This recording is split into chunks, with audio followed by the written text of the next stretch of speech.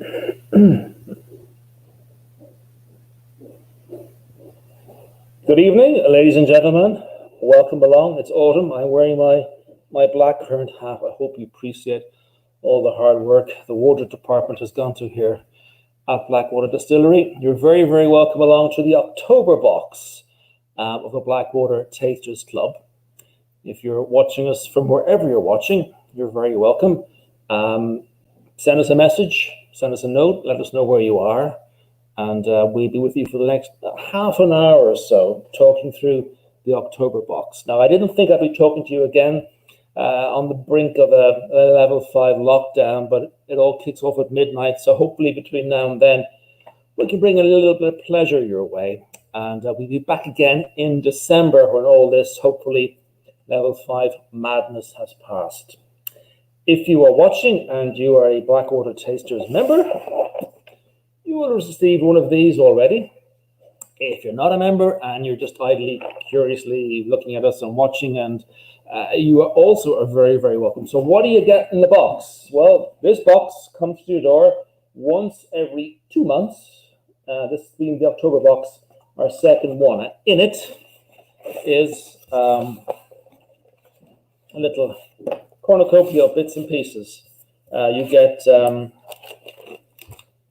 dark chocolate apple sticks this month to go with the apple theme and the autumnal theme overall. There are recipe cards telling you what to do, giving you ideas, and later on in the program we will be greetings from Lucan. Hello, Colin. We'll be making both these live. We have John Coleman behind the wall here. We're doing a Windfall Spiced Collins and with a Wexford Cassis Velvet Rain, both really lovely cocktails which you can make with the addition of no extra alcohol and a little Seed Savers catalogue, because I personally and the company really believe in biodiversity. I think it's really, really important. And the apples we've used in our gin are Irish, of course they are. This little beauty is our first thing out of the box tonight. It's our Windfall Spiced Gin. And sitting in a room somewhere right now is the man who created this, Kieran Curtin. Kieran, how are you? Hey, yeah, how are we doing? We need a name for you, like, I don't know, head of innovation or something like that. Mr. Gin. Mr. Gin. Where are you currently? I'm in Maureen's bar. Now, obviously, Maureen's bar isn't open, so you can see it's empty. I'm here, all on my own. But Maureen kindly let me come in here to use the space, just to change things up a bit. And we might be seeing more things coming live from Maureen's, not necessarily to with Blackwater, but we'll see. We'll see. Judith Woodward says hello from Blackrock. Blackrock in Dublin, maybe not Blackrock in Cork. So listen, the Windfall Spiced Gin, it's a banger, I have to say, Kieran. It's a really, I'm very really happy. Tell me about it. Tell me about the process, because I know it wasn't that easy to make. I mean, this one goes back a long way. We started looking at doing an apple gin over a year ago. Yeah. And you remember, we discovered that it doesn't matter how many apples you put in a still, that when you distill it, there's no apple comes across. So we were making some lovely gins, but we just couldn't get the apple across. So that project got put on the shelf. And we came back to it again then when suddenly it was going, we have an idea for the box, the gin. And it's an apple gin. I was like, oh, what are we going to do? So there was a few tricks. There was a lot of experimenting went on. But I suppose the two main keys that brought this to life and just brought it all together was we came up with the idea of, so every gin really comes off the still, 70-80%, and is brought down to strength with water. So the very kind of crazy but simple idea was that we would use apple juice instead of water to bring the gin to strength, to bring it down to 40% from where it comes off the still at 70 or 80%. So we just used apple juice instead of water, and that worked. But it just seemed a little bit too much like gin and apple juice, even though it was still 40%. So still, it was working, but it wasn't working, and then I spotted a cask of apple brandy sitting in the distillery, and it got me thinking that maybe a little bit of apple brandy blended in would just tie it all together, and it did, and here we are, and I'm very, very happy. It's excellent. It is excellent gin, I have to say. I really like the balance, because spices, as you know, are bullies. And Ronan Russell says, spiced gin is unreal. Well done, Kieran. Yeah, so, thank you. So yeah, I mean, like the spice came, you're just thinking of apple pie spice. You know, you can have apple pie without spice or with spice, and we went for just a spice. So I was just thinking about apple pie spices when I was putting the recipe together. So there's clove in it, which is a tricky one. Clove can overpower a gin very, very quickly. A little bit of clove and lots of cinnamon and allspice, stuff like that. It's really lovely. The other thing too to say is it kind of ties in very much what we're doing here, because as Kieran said, we did do an apple brandy, which is currently in cask. So that was made with local apples and with local cidery from Dungarvan helping us. So the fact that we could then put this back into the gin, for me, kind of is what the club is about. These kind of products can only be made in really small batches. They're not commercially viable. They're far too expensive to make. Yeah, people tasting this kind of going, can you scale it up? And I'm kind of going, how much apple brandy can you give me? What's this? Joy says, is it too late to order the October box now? Yes, it is, Joy. As Kieran just said there, we had to literally squeeze every drop of juice we could get to get. What I'm drinking is actually a cloudy version of it. Yeah.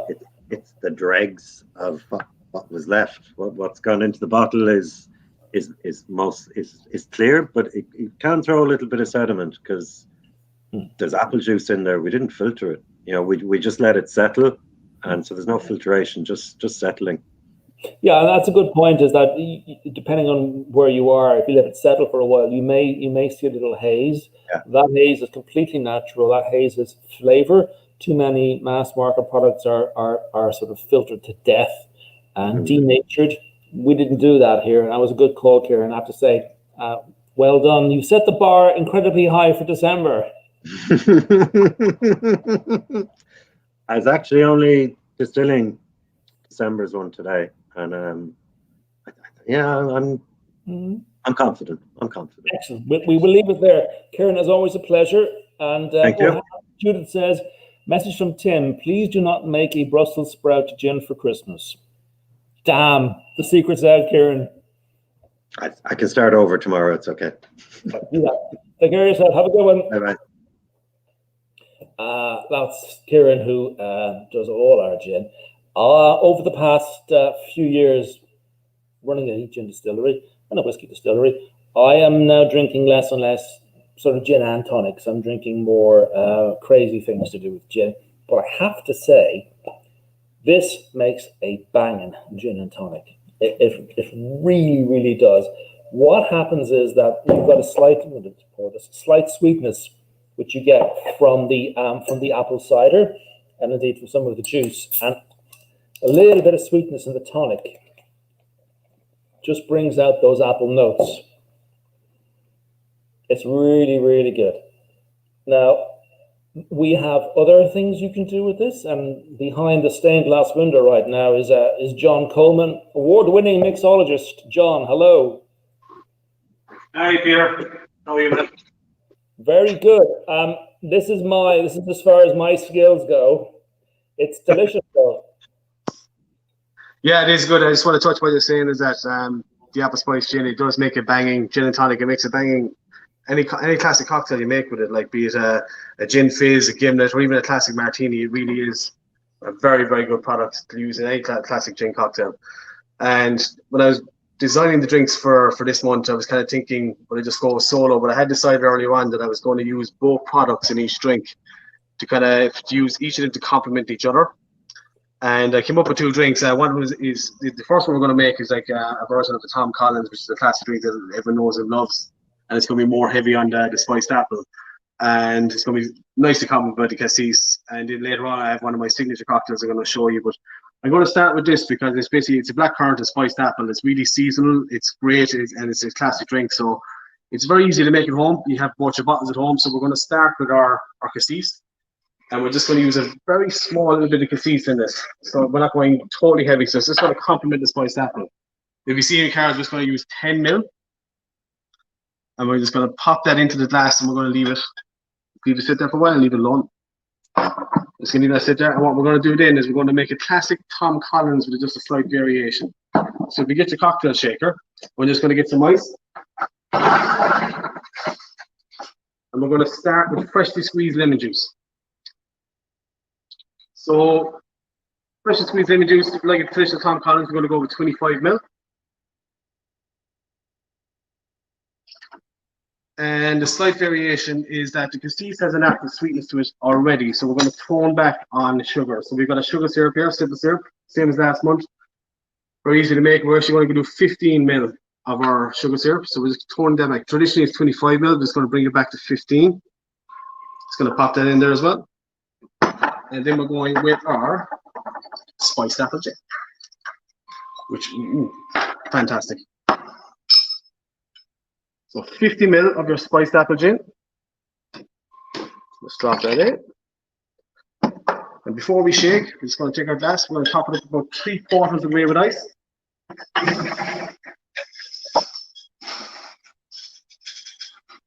Just going to leave a little space on top there. So it's about 3/4 of the way. Proper side. And we're going to give it a shake. We're going to give this a good shake.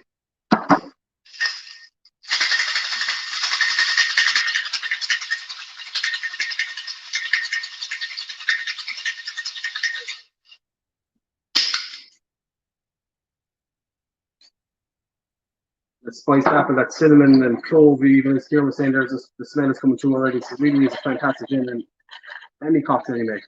So you want to slowly pour that in over your ice. So what we're going to have here is we're going to have a layered effect. You just see it coming up there now. So it's just going to fill your glass about 3/4 of the way. You have a nice cork flag in Waterford.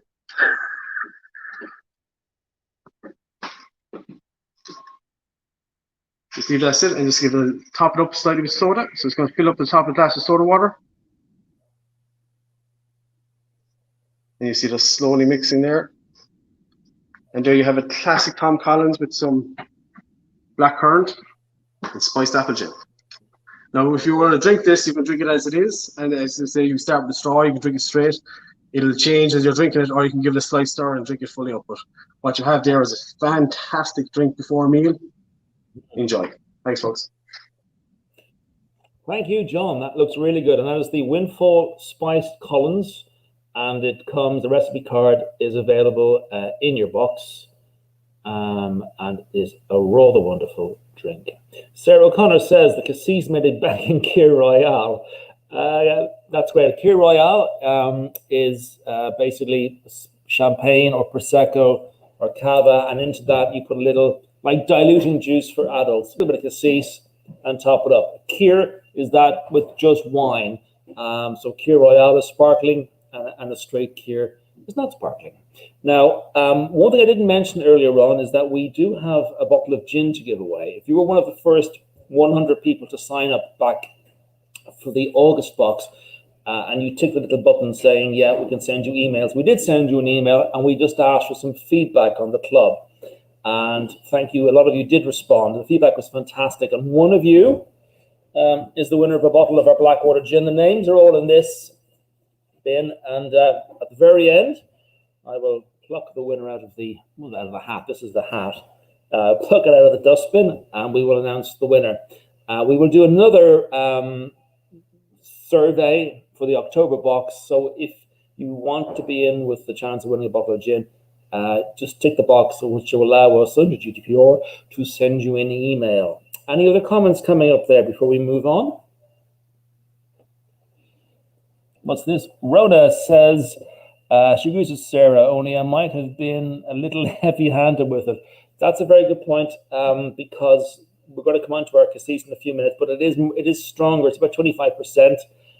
French cassis will be around 15%. Roland says, reminds me of a Christmas market.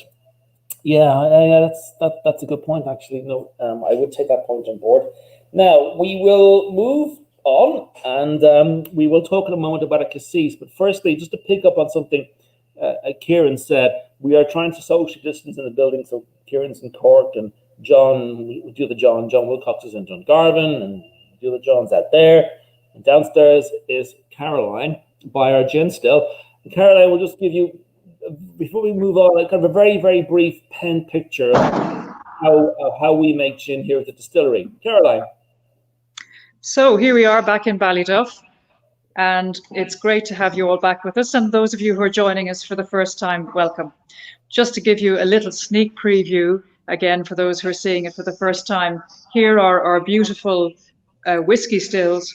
But obviously, the products we're making today, particularly our gin, is made in a gin still. So come and have a look at one of the gin stills that we use here to make gin for you. So here is the beautiful still that we have. It's made in Frilly, again, our wonderful friends in Siena, just here behind me. And it's not a whole lot more different than a sealed copper pot. So any of you who have a copper saucepan at home, this is just a more sophisticated version of that. So to make gin, you need not alcohol, because alcohol is a whole family of ingredients. You need ethanol, water, and into that, which you boil up in here, you put your botanicals. And the principal ingredient in any gin is juniper.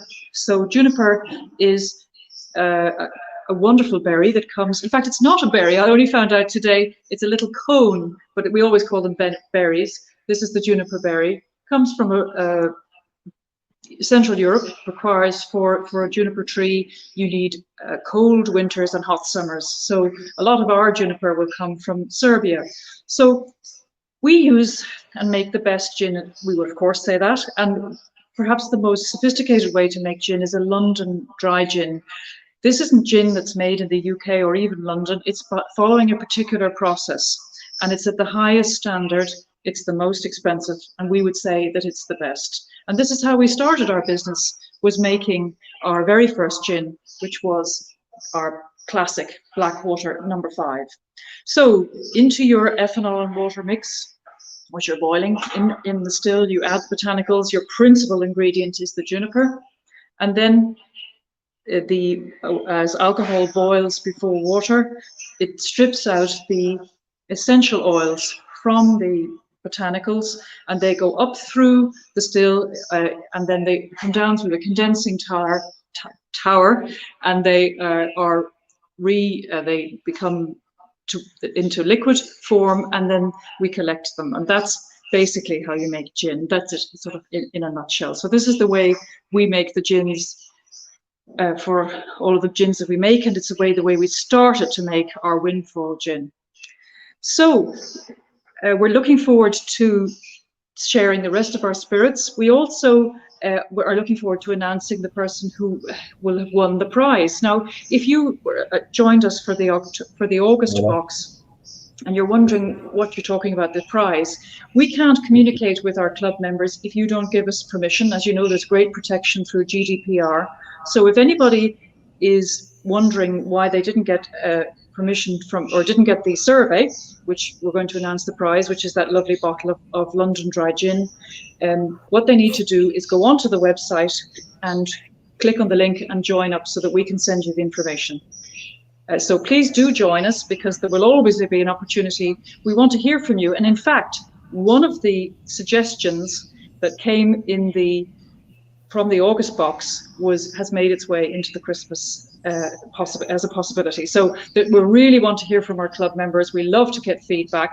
We're delighted that you like the box so much, and that it's been such a pleasure for you to enjoy. So just giving you a general idea of how we make our gins, and I think we're now going to hand back to Peter. Thank you. You interrupted me there drinking. Yeah, Caroline is right. One of your suggestions has made it to the Christmas box.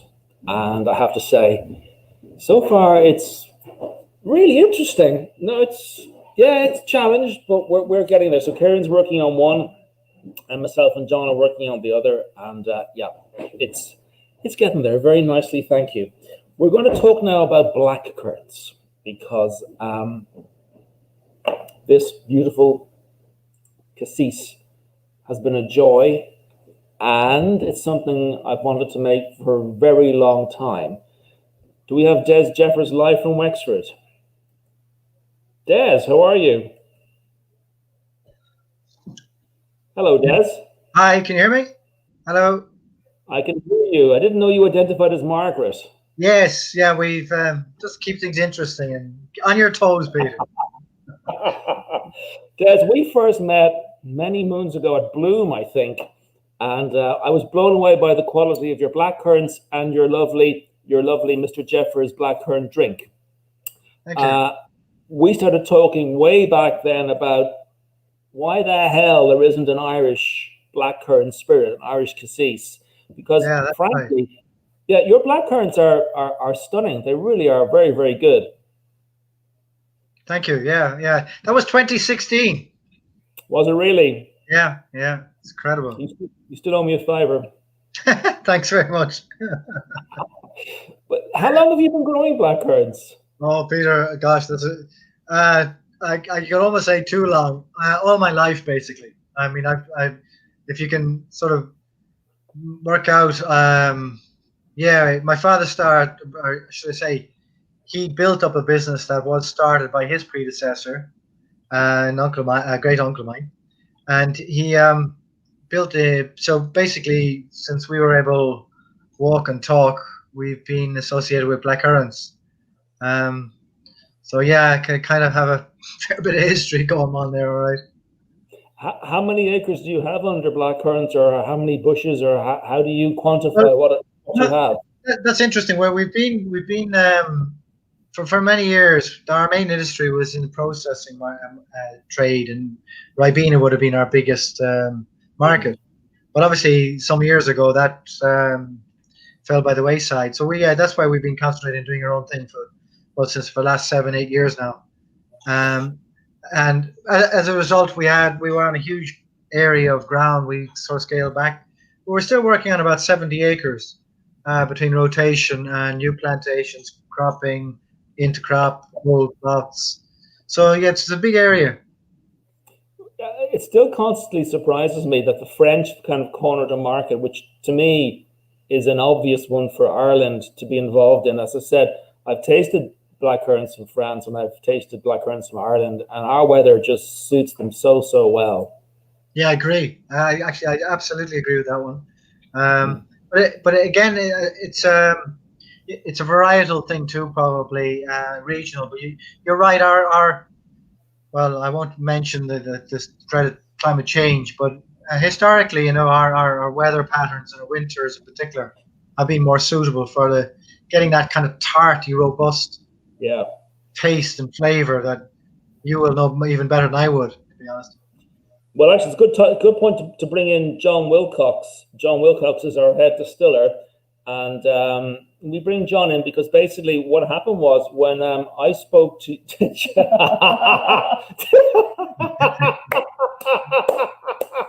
John was out for a toilet break. You're also mute, John. I can't hear you. I'm going to unmute you. Hello, John. How are you? Technology.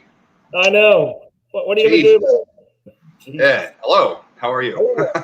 We can hear you. Now, basically, I remember saying to you, John, there's this guy called Des Jeffares who grows awesome blackcurrants, and we need to do something with them. And you rose to the challenge, I have to say.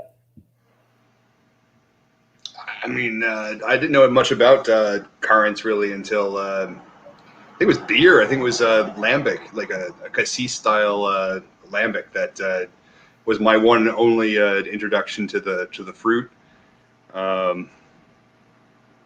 What's interesting, though, is that we associate Cassis with France, but you drew inspiration from Ireland, but also curiously, from Italy. Yeah.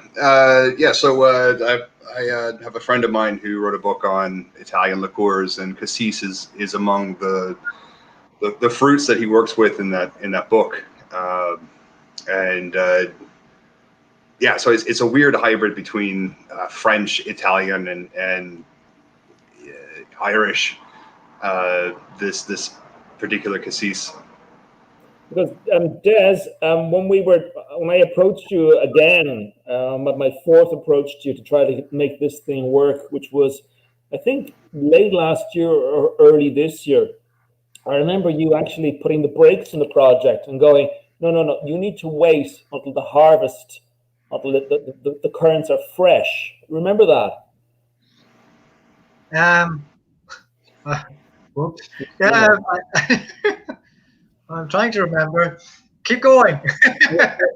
The point being that the harvest was made, the black currants were harvested and crushed, and we had them in the distillery within a matter of days. They were like bouncing with freshness.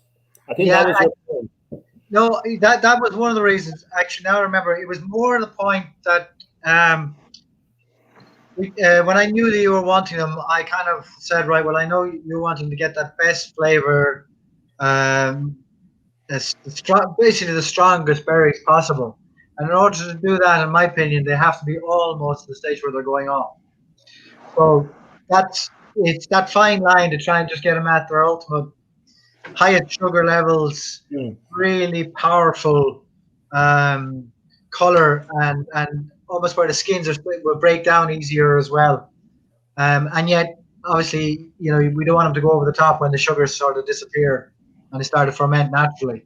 So that was the exciting part, and I've had a little bit of experience from a few home trials. Nothing to the quality or skills that you guys have, but we've messed around a little bit over the years, and that was one of the factors that I was really keen to try and get as good as possible for you guys. Well, it certainly worked. And John, I mean, the only big debate we really had was the level of sweetness, because commercial Cassis are quite sweet, and the Irish do have a sweet tooth. But I know you and Kieran were kind of fighting that, going, no, we need to have a bit more of that bite you get from a black currant. I mean, it's important to stay true to the fruit. I never had Cassis or like black currants before, and did not realize that they were as tart as they are. My only knowledge of Cassis here in Ireland would be the Cassis flavored candies. Skittles, for example, in the States, Skittles purple is grape.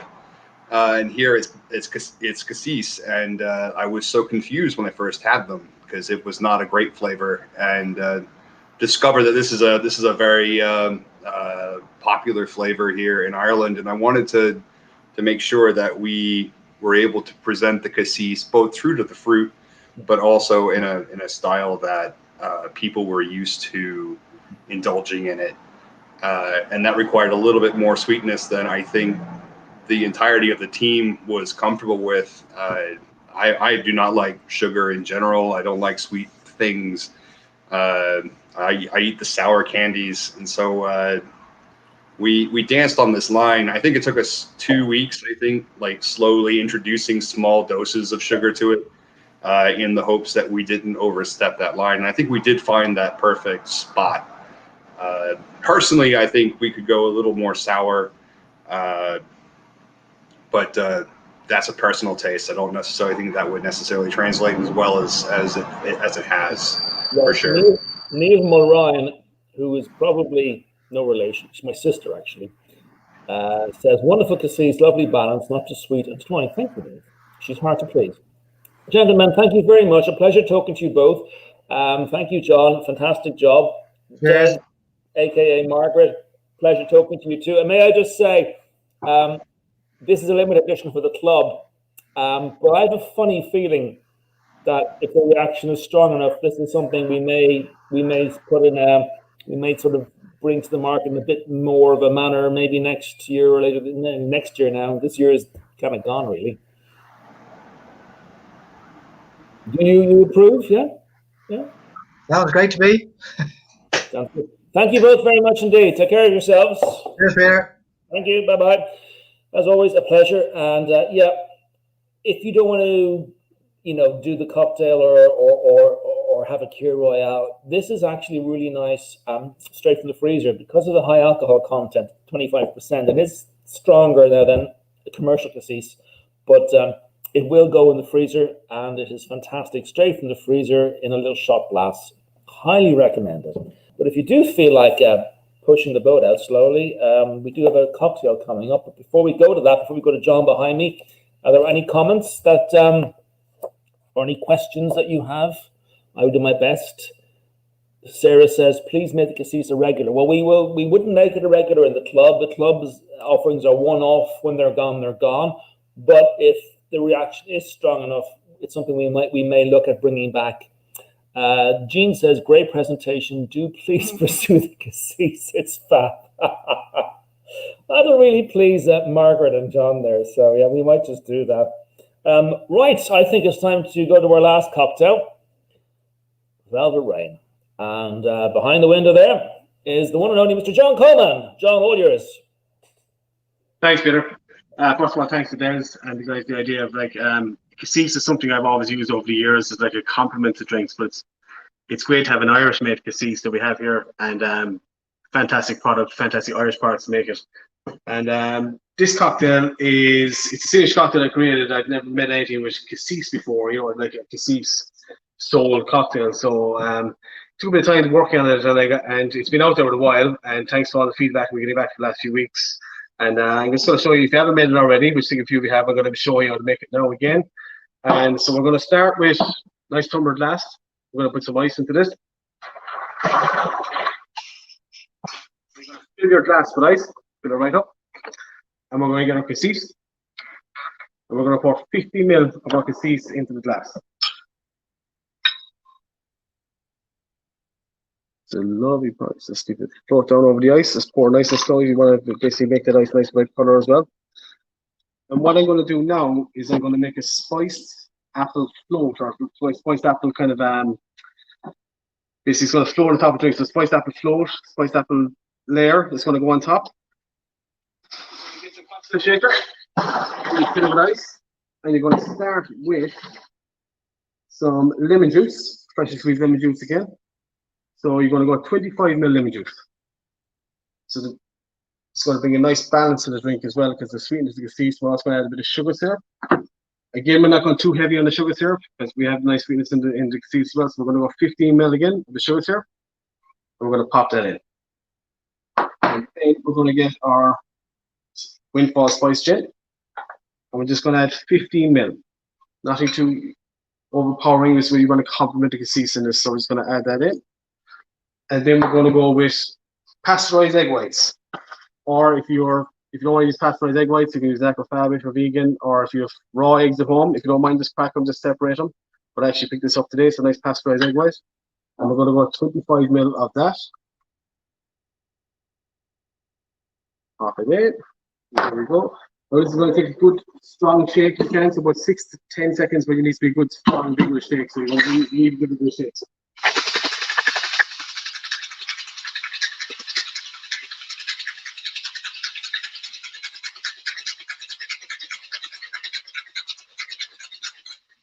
This is a dessert style drink when you see how it's presented and everything. So again, like our previous cocktail, just going to slowly pour that over our ice. Just you can touch the ice on top. They should nicely layer on top. And in a few minutes time, that's basically just going to slowly settle in the glass. It will mix. You see it's starting to drop there already. So while that is just resting, we're going to get a bit of cinnamon. This is mainly just for the nose. It doesn't really incorporate anything to drink, but when you actually get a nice smell when you start drinking first, just pop it onto your hand like that. So you don't want to go all over the drink, just to give it a little Stick to the side. And we have these lovely dark chocolate apple sticks from Lismore Foods. Just pop them on the side. What you have there is a fantastic drink just after a meal, dessert, entertaining. Let's give that a few minutes. And that is Velvet Rain. Thanks very much, folks. Thank you very much indeed. Thank you, John. That looks fantastic. I must say, I do like that tip about the cinnamon off the side of the hand. Can't wait to try it, John, says Betty. Betty, I will beat you to that drink. So no fear there, Kasia says, yes, please. Join the queue, Kasia, join the queue. That pretty much wraps up the evening. A couple of things to say, a few housekeeping things. The October box is sold out. December box is currently on sale. It's a good gift, and if you want to gift it to someone, we will handwrite you a note, which will go in the box with a lovely ink pen, and we'll send it to whoever you want. You can buy a single box, you can do 6 months, you can do a year, whatever you want yourself. It's a lovely gift, and apart from coming to our e-shop, can I please say, if you're going to buy stuff, there are lots of Irish e-commerce stores out there. It's been a bugger of a year, and all Irish businesses really could do with a hand. So if you can do anything at all in the way of shopping locally, shopping online locally as well, it would be fantastic. We would like to have an economy come January. Anyway, on to a happier note now. The winner of the Big Star competition. So this is the person who filled in our questionnaire and won a bottle of gin is Marguerite Savage. Marguerite Savage, Marguerite, we do have your address. We know where you live. We'll send you a bottle of gin next week because we're an essential service. We're still working. The couriers are still working. And we will see you all again in December. By then, the 6-week period will have finished. We'll be in a happier world. And drink responsibly, says Caroline. I will say peace out. And I will see you with a new hat in December. Wash your hands.